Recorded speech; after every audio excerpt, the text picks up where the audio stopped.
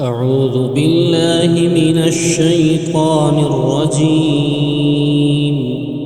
بسم الله الرحمن الرحيم.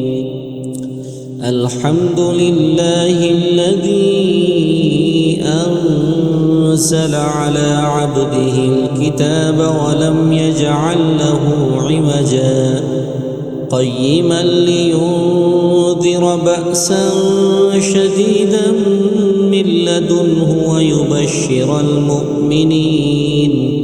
ويبشر المؤمنين الذين يعملون الصالحات أن لهم أجرا حسنا ماكثين فيه أبدا وينذر الذين قالوا اتخذ الله ولدا ما لهم به من علم ولا لآبائهم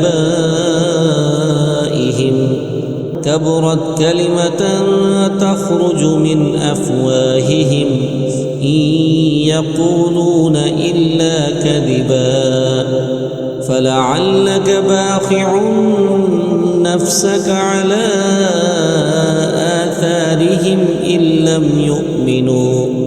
إن لم يؤمنوا بهذا الحديث أسفا إنا جعلنا ما على الأرض زينة لها لنبلوهم أيهم أحسن عملا وإنا لجاعلون ما عليها صعيدا جرزا أم حسبت أن أصحاب الكهف والرقيم كانوا من آياتنا عجبا إذ أوى الفتية إلى الكهف فقالوا ربنا آتنا من لدنك رحمة وهيئ لنا من أمرنا رشدا فضربنا على آذانهم في الكهف سنين عددا ثم بعثناهم لنعلم أي الحزبين أحصى لما لبثوا أمدا نحن نقص عليك نبأهم بالحق إنهم فتية آمنوا بربهم وزدناهم هدى وربطنا على قلوبهم إذ قاموا فقالوا ربنا رب السماوات والأرض لن ندعو من دونه إلها لقد قلنا إذا شططا هؤلاء قومنا اتخذوا من دونه آلهة لولا يأتون عليهم بسلطان بين فمن أظلم ممن افترى على الله كذبا وإذ اعتزلتموهم وما يعبدون إلا الله فأووا إلى الكهف ينشر لكم ربكم من رحمته ويهيئ لكم مرفقا وترى الشمس إذا طلعت تزاور عن كهفهم ذات اليمين وإذا غربت تقرضهم ذات الشمال وهم في فجوة منه ذلك من آيات الله من يهد الله فهو المهتد ومن يضلل فلن تجد له وليا مرشدا وتحسبهم أيقاظا وهم رقود ونقلبهم ذات اليمين وذات الشمال وكلبهم باسط ذراعيه بالوصيد لو اطلعت عليهم لوليت منهم فرارا ولملئت منهم رعبا وكذلك بعثناهم ليتساءلوا بينهم قال قائل منهم كم لبثتم قالوا لبثنا يوما أو بعض يوم قالوا ربكم أعلم بما لبثتم فابعثوا أحدكم ببرقكم هذه إلى المدينة فلينظر أيها أزكى طعاما فليأتكم برزق منه وليتلطف ولا يشعرن بكم أحدا إنهم إن يظهروا عليكم يرجموكم أو يعيدوكم في ملتهم ولن تفلحوا إذا أبدا وكذلك أعثرنا عليهم ليعلموا أن وعد الله حق وأن الساعة لا ريب فيها إذ يتنازعون بينهم أمرهم فقالوا بنوا عليهم بنيانا ربهم أعلم بهم قال الذين غلبوا على أمرهم لنتخذن عليهم مسجدا سيقولون ثلاثة رابعهم كلبهم ويقولون خمسة سادسهم كلبهم رجما بالغيب ويقولون سبعة وثامنهم كلبهم قل ربي أعلم بعدتهم ما يعلمهم إلا قليل فلا تمار فيهم إلا مراء ظاهرا ولا تستفت فيهم منهم أحدا ولا تقولن لشيء إني فاعل ذلك غدا إلا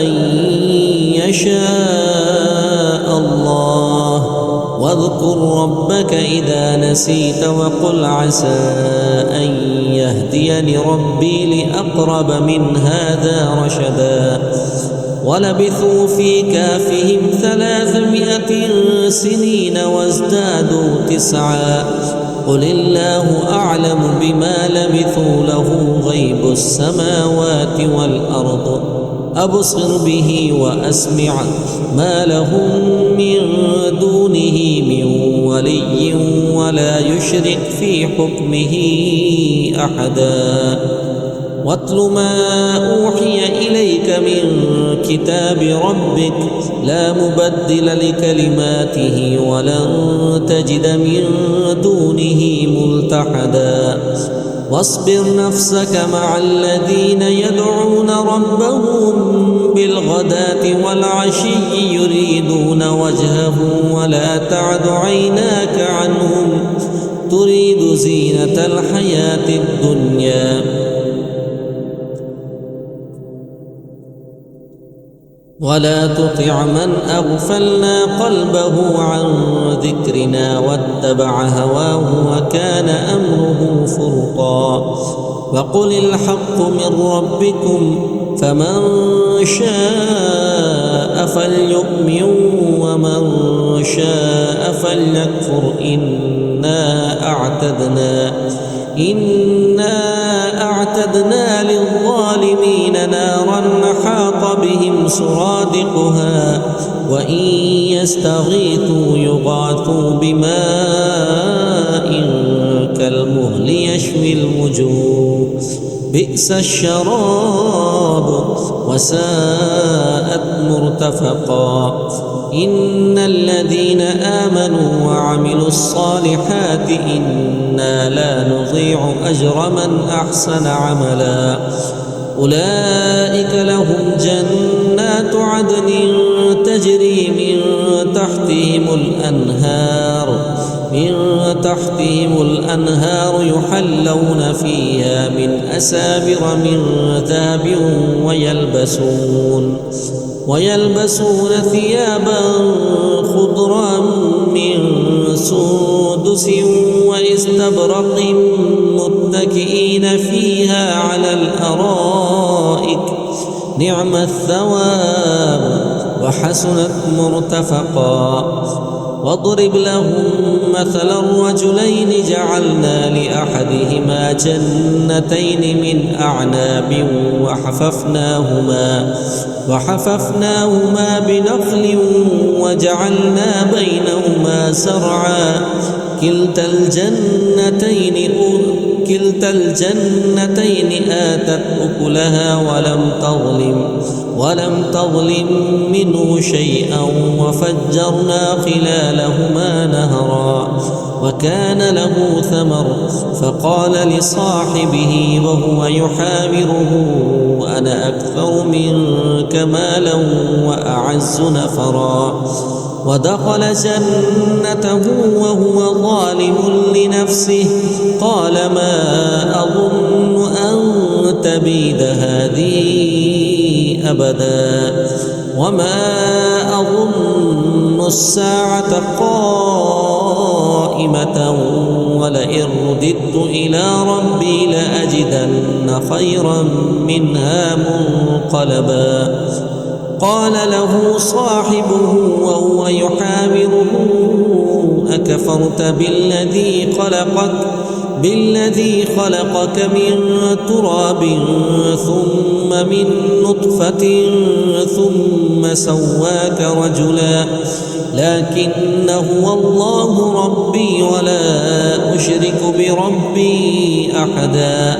ولولا إذ دخلت جنتك قلت ما شاء الله لا قوة إلا بالله إن ترني أنا أقل منك مالا وولدا فعسى ربي أن يؤتيني خيرا من جنتك ويرسل عليها حسبانا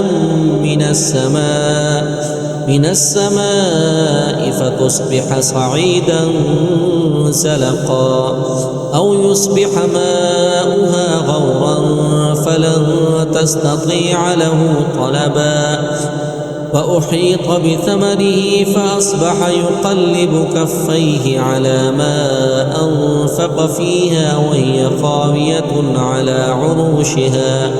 على عروشها ويقول يا ليتني لم أشرك بربي أحدا ولم تكن له فئة ينصرونه من دون الله وما كان منتصرا. هنالك الولاية لله الحق هو خير ثوابا وخير عقبا. واضرب لهم مثل الحياة الدنيا كماء أنزلناه من السماء فاختلط به نبات الأرض فأصبح هشيما تذروه الرياح وكان الله على كل شيء مقتدرا. المال والبنون زينة الحياة الدنيا والباقيات الصالحات خير عند ربك ثوابا وخير أملا. ويوم نسير الجبال وترى الأرض بارزة وحشرناهم فلم نغادر منهم أحدا وعرضوا على ربك صفا لقد جئتمونا كما خلقناكم أول مرة بل زعمتم أن لن نجعل لكم موعدا. فوضع الكتاب فترى المجرمين مشفقين مما فيه ويقولون يا ويلتنا ما لهذا الكتاب لا يغادر صغيرة ولا كبيرة إلا أحصاها ووجدوا ما عملوا حاضرا ولا يظلم ربك أحدا. وإذ قلنا للملائكة اسجدوا لآدم فسجدوا إلا إبليس كان من الجن ففسق عن أمر ربه أفتتخذونه وذريته أولياء من دوني وهم لكم عدو بئس للظالمين بدلا. ما أشهدتهم خلق السماوات والأرض ولا خلق أنفسهم وما كنت متخذ المضلين عضدا. ويوم يقول نادوا شركائي الذين زعمتم فدعوهم فلم يستجيبوا لهم وجعلنا بينهم موبقا. ورأى المجرمون النار فظنوا أنهم مواقعوها ولم يجدوا عنها مصرفا. ولقد صرفنا في هذا القرآن للناس من كل مثل وكان الإنسان أكثر شيء جدلا. وما منع الناس أن يؤمنوا إذ جاءهم الهدى ويستغفروا ربهم إلا أن تأتيهم سنة الأولين أو يأتيهم العذاب قبلا. وما نرسل المرسلين إلا مبشرين ومنذرين. ويجادل الذين كفروا بالباطل ليدحضوا به الحق واتخذوا آياتي وما أنذروا هزوا. ومن أظلم ممن ذكر بآيات ربه فأعرض عنها ونسي ما قدمت يداه إنا جعلنا على قلوبهم أكنة أن يفقهوا وفي آذانهم وقرا وإن تدعهم إلى الهدى فلن يهتدوا إذا أبدا. وربك الغفور ذو الرحمة لو يؤاخذهم بما كسبوا لعجل لهم العذاب بل لهم موعد لن يجدوا من دونه موئلا. وتلك القرى أهلكناهم لما ظلموا وجعلنا لمهلكهم موعدا. وإذ قال موسى لفتاه لا أبرح حتى أبلغ مجمع البحرين أو أمضي حقبا. فلما بلغا مجمع بينهما نسيا حوتهما فاتخذ سبيله في البحر سربا. فلما جاوزا قال لفتاه آتنا غداءنا لقد لقينا من سفرنا هذا نصبا. قال أرأيت إذ أوينا إلى الصخرة فإني نسيت الحوت وما أنسانيه إلا الشيطان أن أذكره واتخذ سبيله في البحر عجبا. قال ذلك ما كنا نبغي فارتد على آثارهما قصصا فوجدا عبدا من عبادنا آتيناه رحمة من عندنا وعلمناه من لدنا علما. قال له موسى هل أتبعك على أن تعلمني مما علمت رشدا. قال إنك لن تستطيع معي صبرا وكيف تصبر على ما لم تحط به خبرا. قال ستجدني إن شاء الله صابرا ولا أعصي لك أمرا. قال فإن اتبعتني فلا تسألني عن شيء حتى أحدث لك منه ذكرا. فانطلقا حتى إذا ركبا في السفينة خرقها قال أخرقتها لتغرق أهلها لقد جئت شيئا إمرا. قال ألم أقل إنك لن تستطيع معي صبرا. قال لا تؤاخذني بما نسيت ولا ترهقني من أمري عسرا. فانطلقا حتى إذا لقيا غلاما فقتله قال أقتلت نفسا زكية بغير نفس لقد جئت شيئا نكرا. قال ألم أقل لك إنك لن تستطيع معي صبرا. قال إن سألتك عن شيء بعدها فلا تصاحبني قد بلغت من لدني عذرا. فانطلقا حتى إذا أتيا أهل قرية استطعما أهلها فأبوا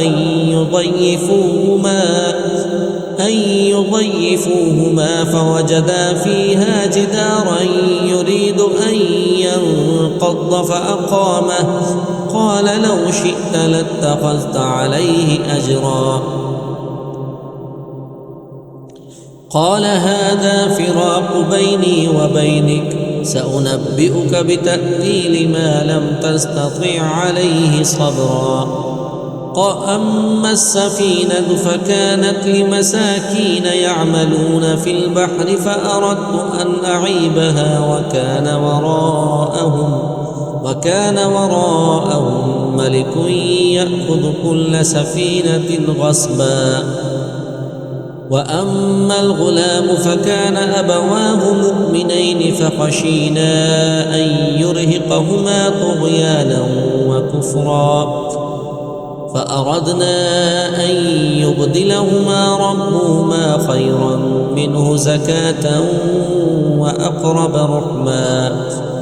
وأما الجدار فكان لغلامين يتيمين في المدينة وكان تحته كنز لهما وكان أبوهما صالحا فأراد ربك أن يبلغا أشدهما ويستخرجا كنزهما رحمة من ربك وما فعلته عن أمري ذلك تأويل ما لم تسطع عليه صبرا. ويسألونك عن ذي القرنين قل سأتلو عليكم منه ذكرا. إنا مكنا له في الأرض وآتيناه من كل شيء سببا فأتبع سببا حتى إذا بلغ مغرب الشمس وجدها تغرب في عين حمئة ووجد عندها قوما قلنا يا ذا القرنين إما أن تعذب وإما أن تتخذ فيهم حسنا. قال أما من ظلم فسوف نعذبه ثم يرد إلى ربه فيعذبه عذابا نكرا. وأما من آمن وعمل صالحا فله جزاء الحسنى وسنقول له من أمرنا يسرا. ثم أتبع سببا حتى إذا بلغ مطلع الشمس وجدها تطلع على قوم لم نجعل لهم من دونها سترا. كذلك وقد أحطنا بما لديه كبرا. ثم أتبع سببا حتى إذا بلغ بين السدين وجد من دونهما قوما لا يكادون يفقهون قولا. قالوا يا ذا القرنين إن يأجوج ومأجوج مفسدون في الأرض فهل نجعل لك خرجا على أن تجعل بيننا وبينهم سدا. قال ما مكني في ربي خير فأعينوني بقوة أجعل بينكم وبينهم ردما. آتوني زبر الحديد حتى إذا ساوى بين الصدفين قال انفخوا حتى إذا جعله نارا قال آتوني أفرغ عليه قطرا. فما استطاعوا أن يظهروه وما استطاعوا له نقبا. قال هذا رحمة من ربي فإذا جاء وعد ربي جعله دكا وكان وعد ربي حقا. وتركنا بعضهم يومئذ يموج في بعض ونفخ في الصور فجمعناهم جمعا. وعرضنا جهنم يومئذ للكافرين عرضا. الذين كانت أعينهم في غطاء عن ذكري وكانوا لا يستطيعون سمعا. أفحسب الذين كفروا أن يتخذوا عبادي من دوني أولياء إنا أعتدنا جهنم للكافرين نزلا. قل هل ننبئكم بالأخسرين أعمالا الذين ضل سعيهم في الحياة الدنيا وهم يحسبون أنهم يحسنون صنعا. أولئك الذين كفروا بآيات ربهم ولقائه فحبطت أعمالهم فلا نقيم لهم يوم القيامة وزنا. ذلك جزاؤهم جهنم بما كفروا واتخذوا آياتي ورسلي هزوا. إن الذين آمنوا وعملوا الصالحات كانت لهم جنات الفردوس نزلا خالدين فيها لا يبغون عنها حولا. قل لو كان البحر مدادا لكلمات ربي لنفد البحر قبل أن تنفد كلمات ربي ولو جئنا بمثله مددا. قل إنما أنا بشر مثلكم يوحى إلي أنما إلهكم إله واحد. فمن كان يرجو لقاء ربه فليعمل عملا